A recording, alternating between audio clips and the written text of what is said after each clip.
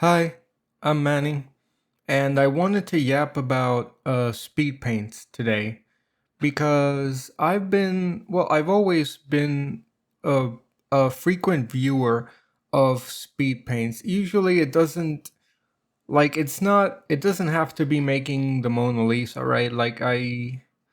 I usually just enjoy the process, whatever the result might be, and it doesn't even extend strictly to art. I enjoy time lapses of wood carving or needle felting or even animation. I just love seeing a little bit of a sped up, like last time on Dragon Ball Z shortened version process of somebody's creative work. I know this is gonna sound cheesy, but speed paints, specifically like art time lapses, feel like a form of snapshot of someone's life and someone's passion and someone's drive. And I get like a strange connection, not like a literal connection that you would get if you got to know a person, but it's a different kind of connection that I get whenever I see somebody's process. As a matter of fact, that's pretty much the reason why I chose this format to make videos in. So that it's me like talking about random shit, but you get to see a part of what my journey like making these artworks.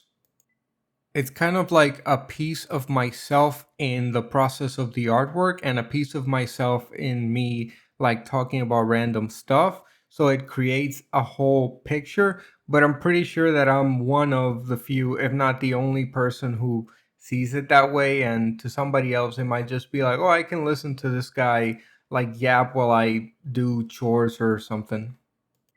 Funnily enough, I think I remember when my fascination with watching art time lapse videos started. So I think some people might be familiar with Rooster Teeth, the sort of like internet media company that used to be like a big thing. Well, Rooster Teeth had a sort of comic series called Rooster Teeth Comics that was drawn by an artist called Luke McKay. And on their YouTube channel, I think it might still be there, there is a video called something like Rooster Teeth Comics Time Lapse or something like that. And it's Luke McKay making that week's comic. And I remember watching this video over and over and just being more interested in the process every single time I watched it. And it just started snowballing my fascination with watching people's creative work. As a matter of fact, when this whole like AI versus artist thing started going on, I theorized in my mind that art time lapses or video process videos from artists and creative people were going to become more of a commonplace thing because like it's a means to prove that yes, this was made by hand, this was made by a human. And that's actually the reason why on this footage you can see my hands as I like press the keyboard shortcuts and scribble on the tablet.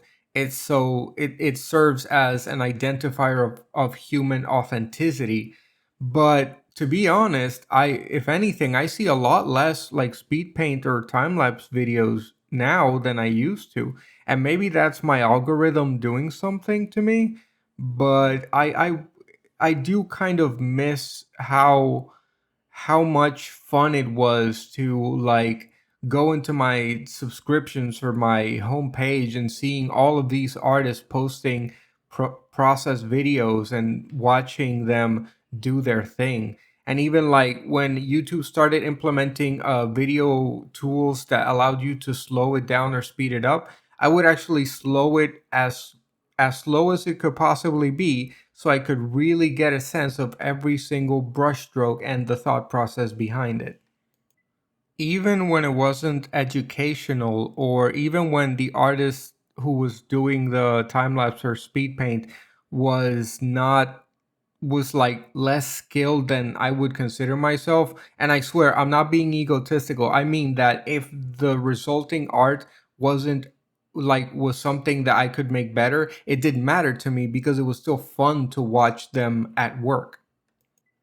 I just remembered that another big thing for me when it came to time lapses was on Proko's channel, like Stan Prokopenko, the Proko art channel. Carl, that was the beginning of my fascination with Carl Kapinski's art. Like, I didn't even know he existed or what his art was until I watched him do a drawing demo, like a traditional drawing demo on Proko's channel. And like, Carl Kapinski to this day remains one of my absolute favorite artists. I love his sketchy, scribbly, kind of like imperfect, make it up as you go along kind of style. And he recently released on his Instagram a series of like sketch studies of scenes from like Lovecraft stories. And those are some of my favorite pencil drawings I've ever seen in my life. So it wasn't even a case of speed painting for, to learn from it. Like, I discovered artists this way. I learned to connect with what they made in this way. And it really saddens me that, content has moved in a direction where tutorials, which are great, it's very important to have those. And it's wonderful that beginners have free access to tutorials on YouTube. But there is something to be said about the lost art of the speed paint or the time lapse or the process video.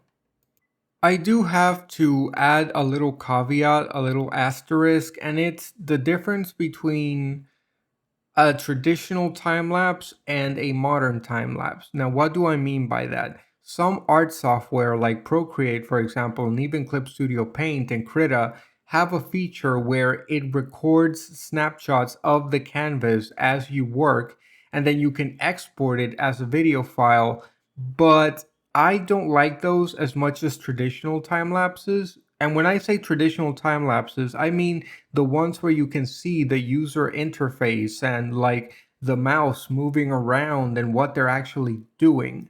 Like, it feels more personal to watch somebody work with a tool rather than a sort of selectively curated, sped up canvas just magically turning itself into an artwork. That said, the canvas time lapse still has its place and its charm, and like I said, it does feel like magical to just watch a piece come together, but I feel that it loses part of the humanity of the project to remove the visible human factor, the person at work from the process video. But anyway, that's about all the yap I've got for today. Thanks for listening. Have a good one, and I'll see you in the next one. Bye bye.